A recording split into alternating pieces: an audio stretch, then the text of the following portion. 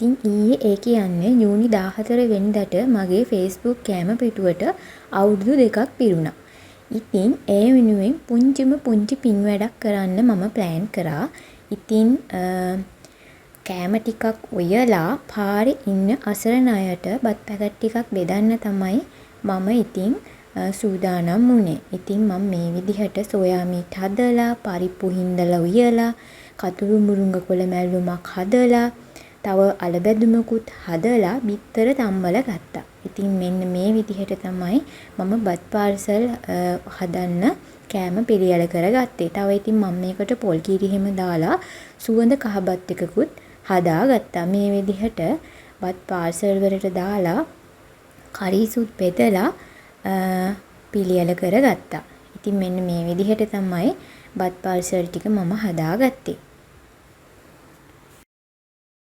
ඉතින් අපි මේ බත් පාර්සල් එක දෙන්න වතුර බෝතල් කිහිපයකුත් කඩෙන් ගත්තා. ඉතින් පාරේ ඉන්න අසරණ අයටම විතරක් නෙමෙයි ලොතරැයි විකුණන වැඩිහිටි අයටත් අපි මේ බත් පාර්සල් දුන්නා. ඉතින් ඊයේ ගොඩක් වැස්ස දවසක් ඒ වුණත් ඉතින් අපි මේ ටික බෙදන කම්ම පායලා තිබුණා.